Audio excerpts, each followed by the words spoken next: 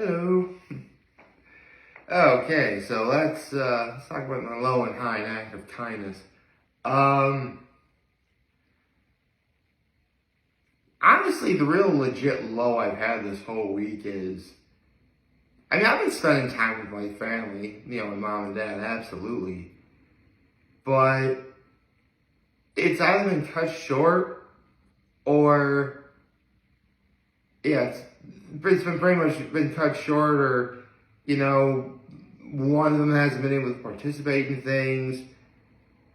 And, with the latter, it's because, again, especially on Tuesdays and Thursdays, my mom just doesn't want to do a thing. She watches, hold on.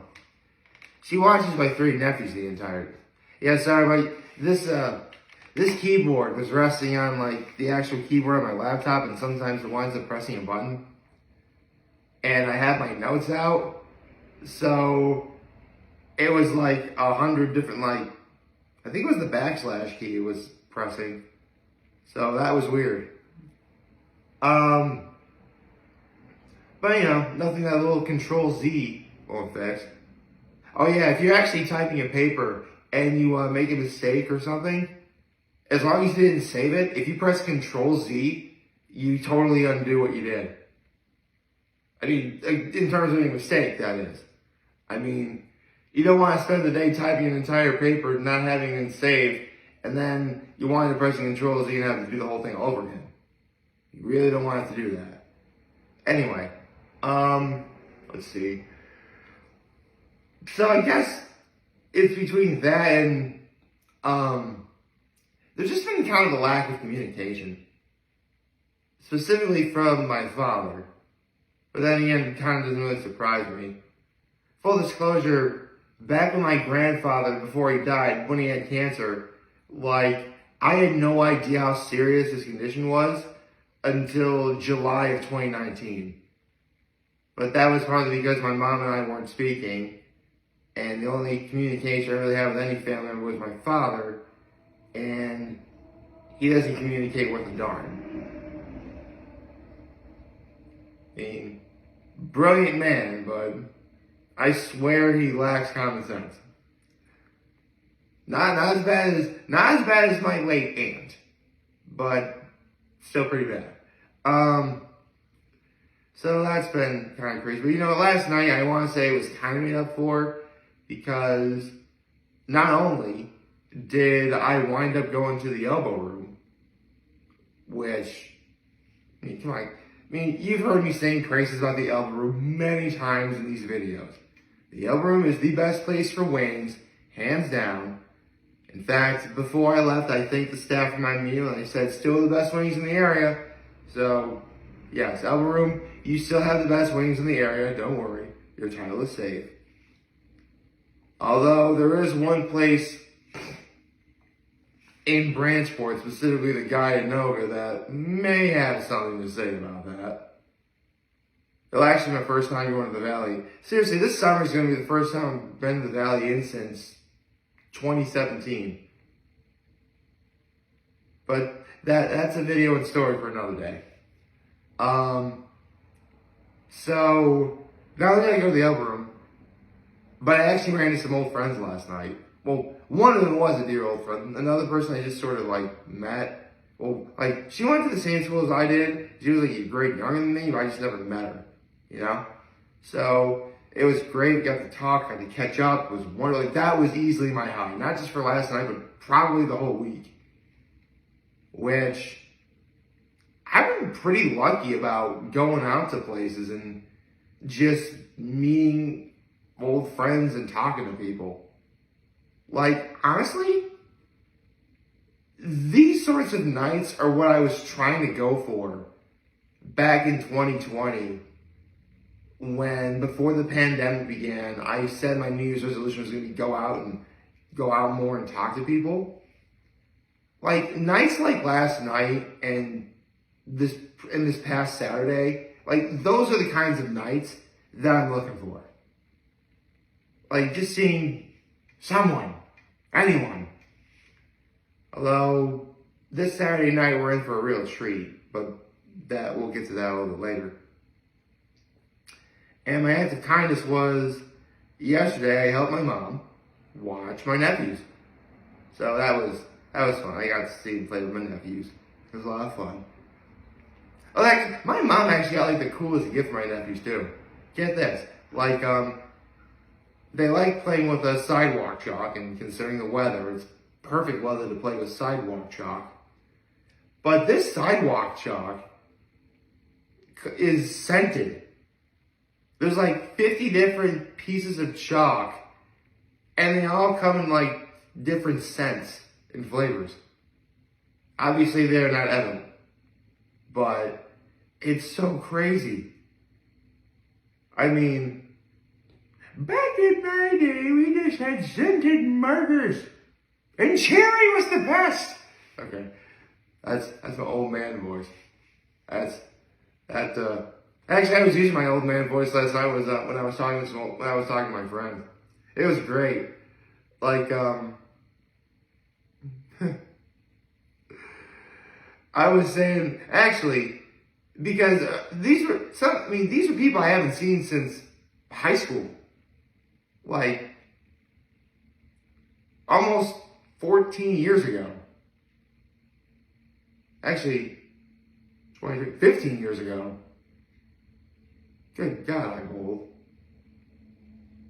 Oh yeah, it will be 15 years. Holy cow. Because 2008 was the year. Never mind. That's a video far later this year. Okay? Well, the long-time viewers know exactly what I'm talking about. So, last night was like a lot of fun. And it's fitting I had elbow room wings. Because yesterday Hot Ones had its season 12 finale with Jake Gyllenhaal. Let's discuss. Good morning and happy Friday, everyone. So, right off the bat, because Jake Gyllenhaal was there to promote his new movie, The Covenant. And it's directed by Guy Ritchie, who is a very good director. He did the Sherlock Holmes movies, I believe. Those are the movies that I definitely recall watching. And when working with Guy Ritchie, Jake Gyllenhaal says, you don't need to memorize your lines. We'll spend an entire day doing the stuff we gotta do. He basically asked for a total let go. And try doing all you can to immerse yourself in the role, and whatever works. And Jake Gyllenhaal mentioned, because normally a Hollywood movie script, believe it or not, is 110 pages. Which, honestly, I haven't seen Hollywood scripts, up close. But I do know, there's some thick boys, okay? And, again, the traditional Hollywood movie script is 110 pages. The script that Jake Gyllenhaal got for The Covenant was 50. Definitely much less. Which is crazy to me. That movie only has 50 pages. I hope it's good. Again, maybe the whole 50 pages, maybe the whole less is more thing, and you get a good movie out of it. Possibly. That's been proven to be true before. Not great. I just made the window small, my notes. There we go. Let's see. They talked about the relationship between an actor and a director, because listen, we all know all actors behave differently when preparing for a role. All directors behave differently when filming. We all know this. And more often than not, we unfortunately get situations where you would think that, this actor and this director, put them together. You have a great movie, and sometimes it just simply does not happen. But then you get plenty of other times where you do legitimately have a great actor and a great director, and you put them together, and, magic happens. If I'm being frank, though, I can only really think of good examples. Jamie Foxx and Quentin Tarantino for Django Unchained, or David O. Russell and Christian Bale for The Fighter. Like movies like that. So that works. Jake Gyllenhaal also did work in Broadway, and you know, is there like a big difference between doing theater and making movies? And it really is all about the story and how it's portrayed. Like when doing theater, you legit have when making movies, you can act, you can do the scene you're supposed to do. The director yells cut and they record everything, they got the footage that they needed. But when it comes to theater, it's a lot more you get to rehearse, but when it's showtime, you can't make any mistakes. See, at least when you make a movie and you're able to cut film and stuff like that, that's why we have bloopers, ladies and gentlemen. Bloopers are just fun. Get your giggles and laughs out of the way. Any all behind the scenes drama going on, that's left on the cutting room floor. You get none of that in theater. So I thought that was interesting. They talked about, in Jake Gyllenhaal's mind, the biggest transformation from how a script was written to how it appeared on the screen. Her name was Prisoners. They talked about the chase scene in the movie End of Watch and whether it was scripted. The 46 stitches that he had to get for Nightcrawler. If he had to be were those real animal feces in Jarhead? No, they were. That last one, the answer is no. They were not real animal feces. Thank God for that. Actually, I believe back to the whole script to screen thing, he mentioned that, and I actually kind of forgot that Jake Gyllenhaal was in this movie. Bubble Boy was not a very good script, but a fantastic movie. So hey, he defended Bubble Boy. Actually, the idea of Bubble Boy sounds kind of fun. I mean, keep in mind, I've only seen bits and pieces of Bubble Boy, but I know how the story goes. Overprotective mom because the kid is really sick, can't be exposed to much, so for his entire life he has to be in a bubble. And then one day, the bubble rolls away with him inside it, obviously, and, shenanigans ensue. Actually, you know what? That does kind of make for a charming movie. I should probably give Bubble Boy a chance. Ooh, actually, Zach Kornfeld, Guilty Pleasures podcast. Shout out to the Guilty Pleasures podcast and my extension of the Try Guys. Bubble Boy would make for a great topic for Guilty Pleasures.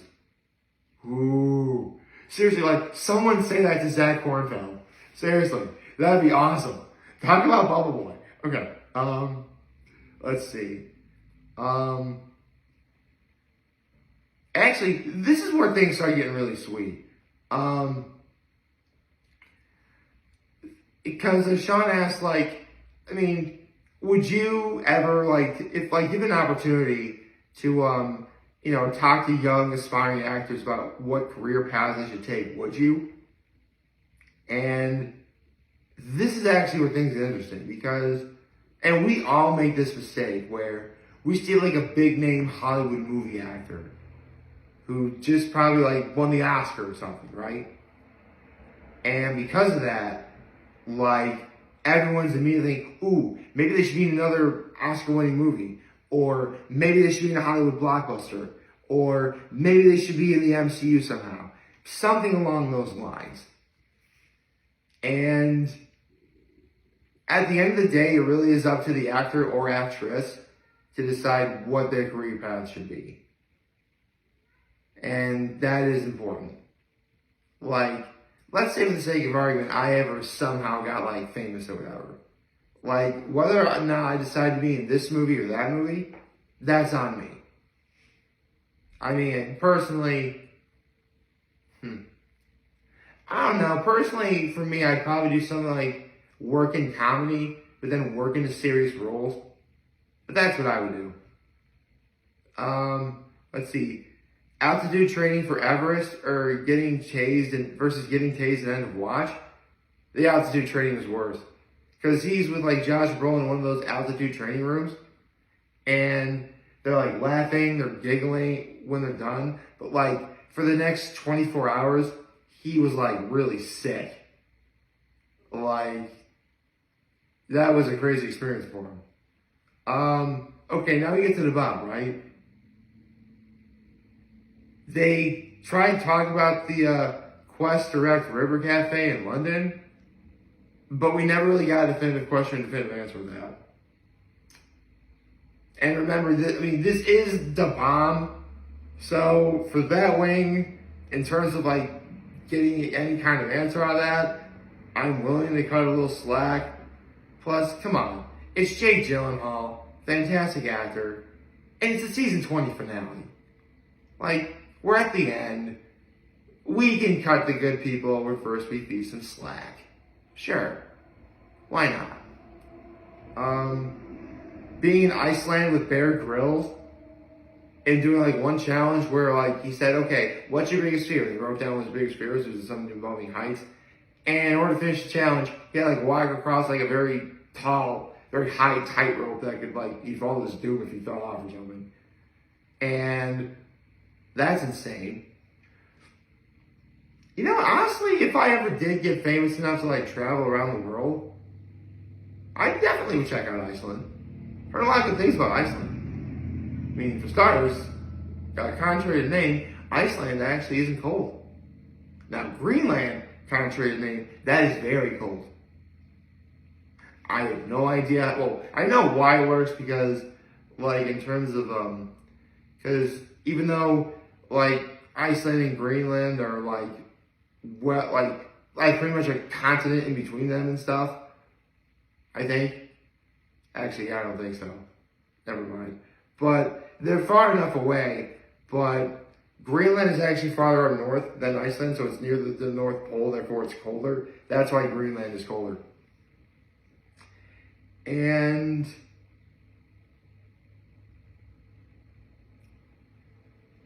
the final wing to close out season 20 was, did Jake Gyllenhaal still remember vividly about a role that he did? And what you took away from it? Is there anything he's going to take away from the Wings of Death? Which, I mean, look, he was actually on Sean Evans' back where, listen, you're eating hot wings. By the end, you're like, I hate you, Sean. I hate you, Sean. I hate you, Sean. But Jake Gyllenhaal's like, no, I got your back. Anyone who says, I hate you, Sean, you're wrong. He actually said something very naughty that I won't say on camera because I'm actually trying not to say this word for a year. But yes, like, you know what, let's be honest. They've been trying to get Jake Gyllenhaal hot ones forever. I actually didn't know that, but they finally got him.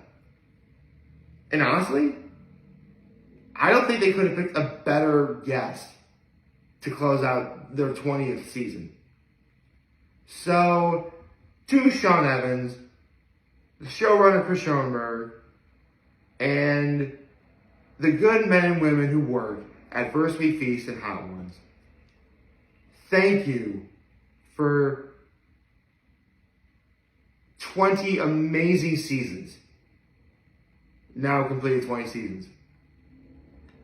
May you take time to rest, relax, recharge your batteries. But as you mentally prepare for season 21, take all the time you need to rest, spend time with your families, do whatever you gotta do. And, most importantly, take time for each other. May you have continued success making Hot Ones for another 20 seasons. Hold on. I took my foot off the ottoman. I hate doing that. Oh. My moccasin is falling off my sock. Hold on. There we go. Where was I? Right. Talking about thanking First We Feast for a great season 20 of Hot Ones. So thank you, First We Feast, for a great season of Hot Ones. I hope you take time to, I hope you take as much time off as you need.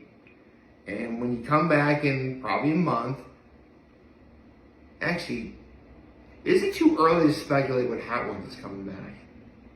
And actually, who am I kidding? There's the Spice Lords, of course, would want to have some kind of speculation, right? So, it was actually, I believe, a week later when season 20 started that when I predicted. I'm going to say we're just about to approach mid-April now. So I'm going to say the Thursday before Memorial Day weekend.